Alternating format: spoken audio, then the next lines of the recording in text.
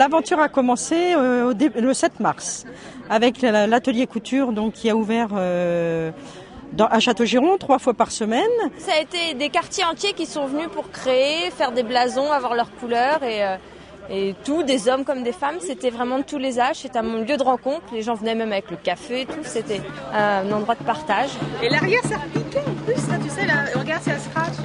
On se retrouve dans un autre monde et puis on joue, quoi, voilà. On est des comédiens tout d'un coup pour une journée ou pour 2. Ça fait pas un an qu'on est là, donc c'était une manière de s'intégrer, d'une part. Et puis, j'ai envie de faire la fête, tout simplement, quoi.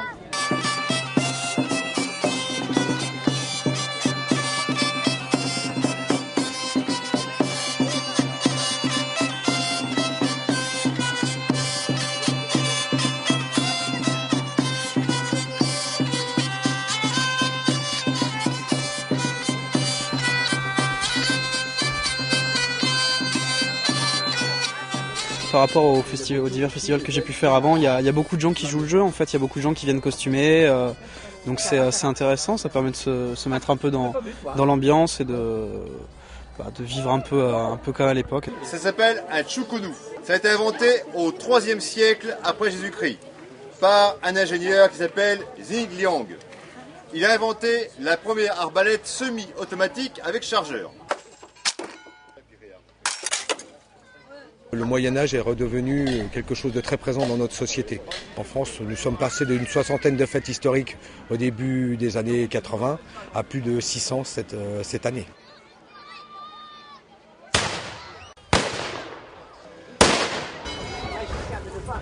Nous avons un public principalement familial, alors nous proposons énormément d'activités pour les parents et pour les enfants, à travers des salles d'armes et des grands spectacles comme le tournoi de chevalerie.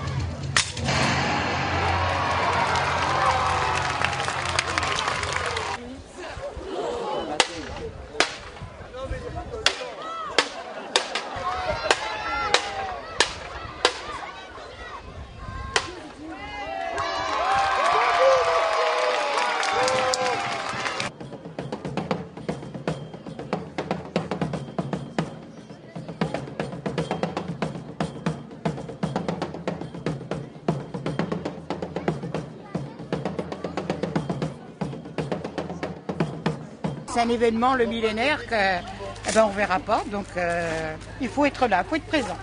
On est cassé le journée de cœur, quoi, donc je sais pas, il y a des sentiments, il y a plein de choses qui se passent, quoi, et être bénévole, c'est le cœur aussi qui parle, quoi.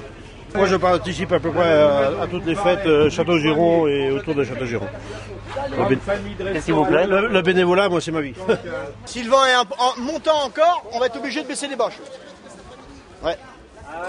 Parce que si ça s'envole, c'est tout un travail pour rien. Donc, et puis il y a 1000 couverts. Je suis plutôt habitué à des organisations de kermesse, de fêtes d'entreprise. Là, vraiment, mettre 1000 personnes sous un chapiteau, c'est quand même assez... faut être un peu gonflé pour le faire, quoi, pour proposer déjà le projet. Quand vous repartez, il n'y aura plus d'assiette. Donc automatiquement, vous êtes sur le côté et puis vous repartez comme ça.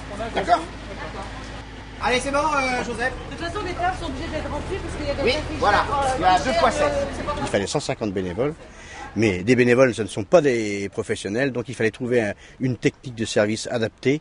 Alors la technique adoptée, qu'on a adoptée, c'est de servir sur des panneaux, en mettant un maximum d'assiettes dessus, pour être très rapide et servir les 1000 couverts en un minimum de temps. C'est très sympa de faire la fête avec entre voisins. Là, on est venu à 23. Toute la rue Hélène de Laval, tous ensemble, 2 grandes tables. C'est bien de se retrouver costumé, de participer à des activités qu'il se faisait il y a plusieurs siècles. Je trouve ça formidable. Ouais, c'est une évidence. Je sais pas, c'est vraiment participer à la fête, c'est se mettre dans la peau du personnage, quoi, en fait.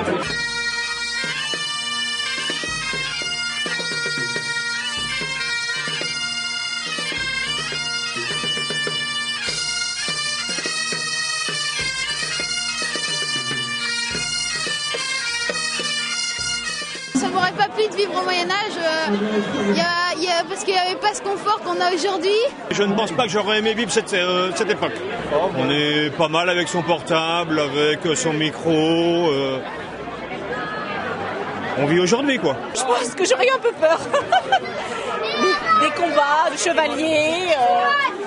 Non, je préfère être à mon époque, je pense quand même.